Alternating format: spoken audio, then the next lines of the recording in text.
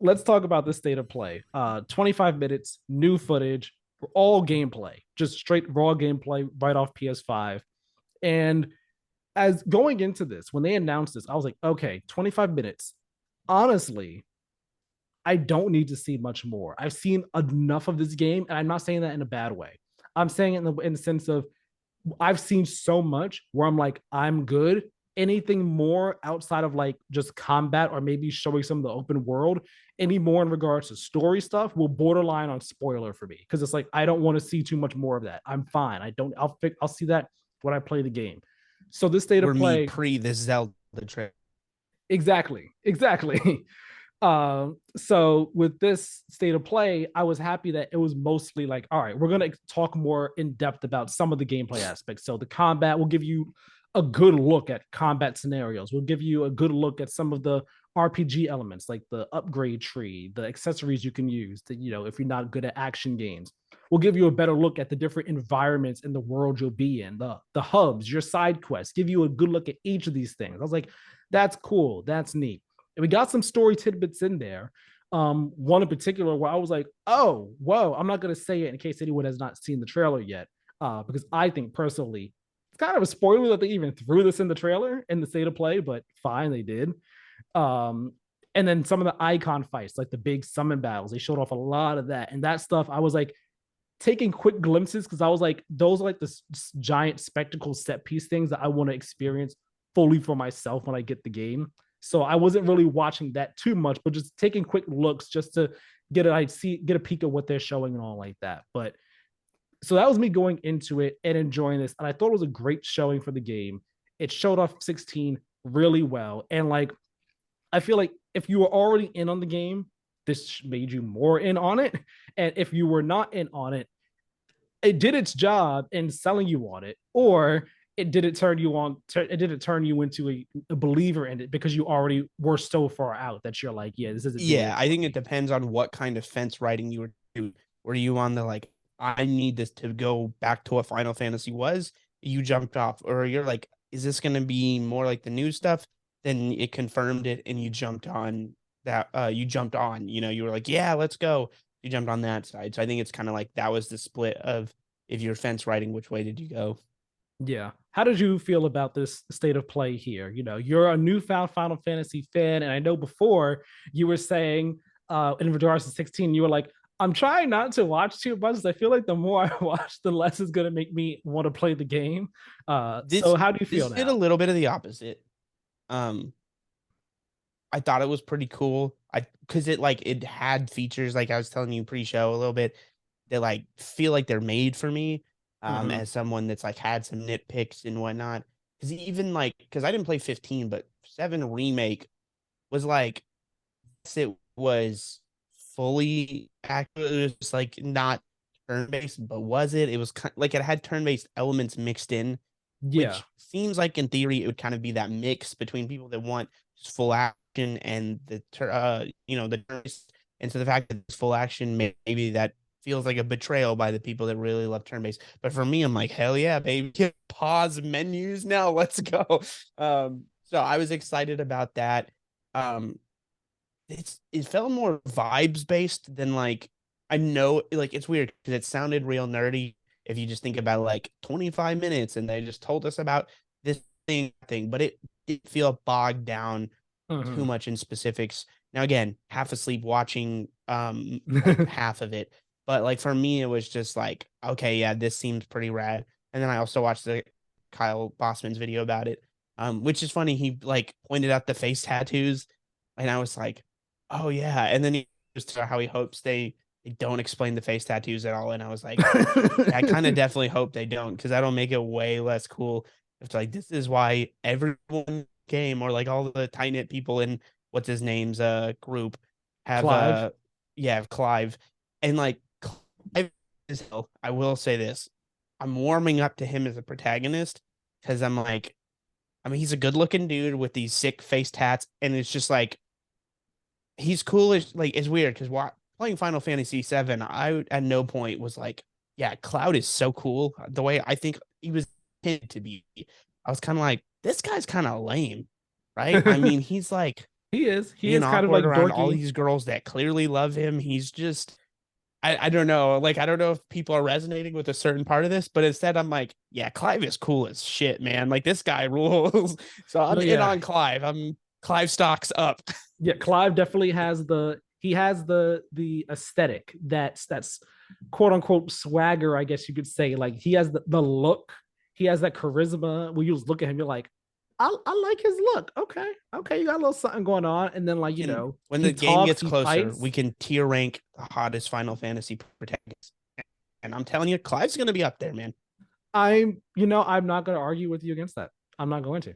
He definitely would be up Because there. I think so much of it is like previous ones were a little too like a little felt a little too mid-aughts emo-y with long with it's fine to have long hair, but then it veered into the like whiny kind of territory of like, yeah, is it a little too, just like it's not cool, man. Versus Clive striking that perfect balance. Yes, he's got some longer emo hair, but he's also got the right attitude. The face tat just helps. That's cool Yeah, points.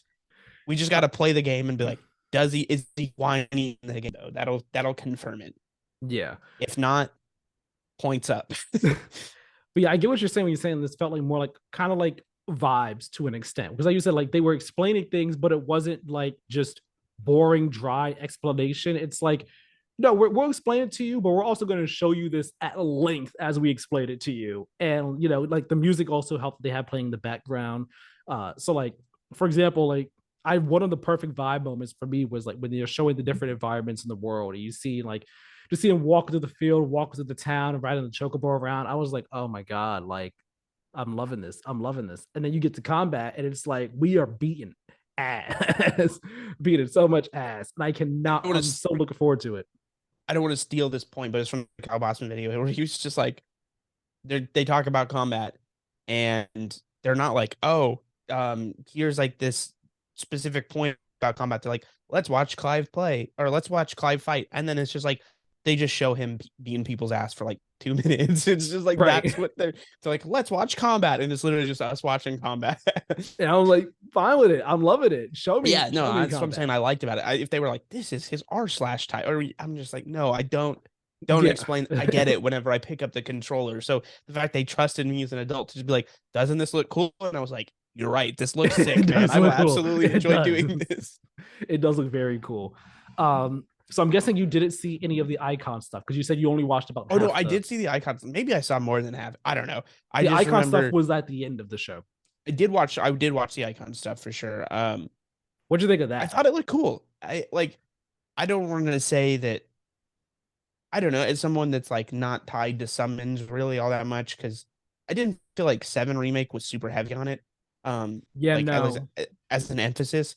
So I'm not like coming at it with this expectation. I need summons or I want this or that. Like, yeah, cool. Like, could it get annoying if like this stuff happens every single time I fight? Like, yeah, a little bit.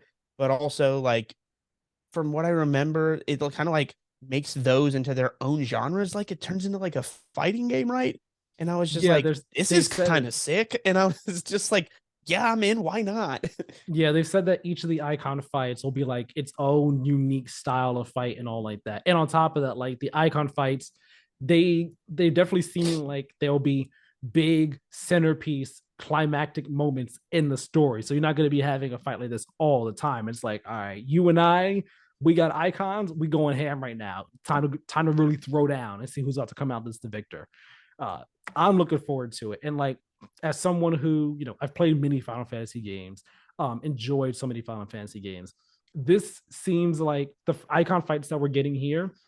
It seems like the type of summon fights you could only dream of back in the day, where like 15 to an extent was like it brought summons to like another scale in terms of like, all right, we got like huge summons here. It's like summons in 15, it was really situational, conditional, how they could be brought out. So like certain summons could only be brought out in certain environments, and it only happened if you were like near death, essentially, or if like certain requirements were fulfilled. But when they came out, they were like larger than life entities that basically scorched the earth and killed everything, essentially. Like if you called Titan and he was like, if you were on one side of the map, and he was on the other, he would throw a rock from across the map and just like crush whoever was over there. Rama would appear, lift you up, and throw his spear in the ground, and then electrocute everyone.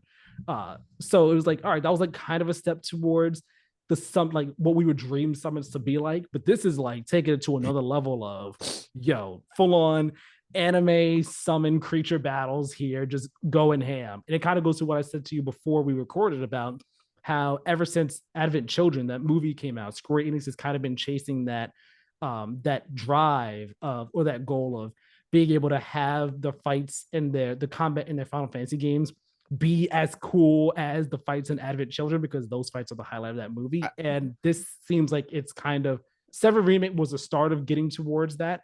And this seems like it's continuing to go down that path of having these just awesome high octane battles. It's got major. We just rewatched Godzilla and or Rangers, and we watched in Pacific Rim. We watched everything where it's just giant like kaiju and mechs fighting. Incorporate this into Final Fantasy, and they were just like, well, I mean, the summons are basically our version of that. What if we just had them go at it? Wouldn't that be sick? And they were just like, yeah, that would be. How would we make that work? And they just did it. It's funny I say this is like, oh, it's for me because I'm a newbie, but at the same time, I'm very just like my real life, personal, political, and I would say gaming. I'm very non-traditionalist, so like, yeah, I don't give a shit. Turn anything into anything. I'm open to it. So for me, I probably wouldn't care, even if this was like my 100th Final Fantasy. I think it's cool to try new things. So I'm like, yeah, I'm on board for all of it. But having zero attachment to anything else, I'm not even bummed that other stuff is being replaced. I'm like, yeah, go wild. Don't care. Do you, fam? Do you? Yeah, exactly. Like, yeah, sure, I'll play this. This looks cool. June 22nd, man. I can't wait. Having this and Zelda just like a month apart, man. We're eating. June is low key loaded. I mean, yes. Street Fighter, the Diablo, this at the end of it. I feel like there's something in the middle that I'm missing right now. Diablo and this back to back are like, it's a lot for me. Yeah, it's a lot. And you're gonna be like playing Breath of the Wild, not Breath of the Wild, Tears of the Kingdom as well, because you're not gonna be done with it in 2 weeks. Like maybe with the story, but you're still gonna be exploring that world for sure. It just depends where I'm at, but my Tears of the Kingdom gameplay, I just want to binge as much as I can because I got stuff going on at the end of May to June. So I'm just like, I've got to get all of this out, and maybe I'll come back. But like, it's just gonna be 2 weeks straight of like, how much Zelda can I fit in every day? It's just gonna be like, all right. And so like, maybe I won't have hour for hour time the same amount as Breath of the Wild when I run my first playthrough, but I may do multiple. I don't know. But like, I could see me playing it for like 2.5 weeks straight or whatever, and ending with like 70, 80 hours. It's still a lot, but like I finished Breath of the Wild 100. So I could see something like that happening. Because I do want to finish it. I want to like just get my thoughts on it out there. But at the same time, like I can't afford to take a whole month with it. Not just because I want to play other stuff, but also just life stuff like moving and everything. We're gonna get our new place at the end or in the beginning of June. It's like that stuff. I know I'm not gonna get any gaming done for like a week and a half period, which works out because it's like I've got that kind of like in between chunk where nothing's really coming out. Justice League would have, but like I didn't, or Suicide Squad would have, but I don't really care about that as much. But now it's not even in the way. I don't have to worry, pretend. That's like I got just enough time between nothing and then Diablo 4 coming out. Yeah. We're gonna be eating, man. We're gonna be eating up. I know. Like this year is, I mean, if it's got a good fall, this year is gonna be starting to stack up with some of the best of them. Yep. It's gonna be one for the books for sure. We're definitely gonna be one for the books.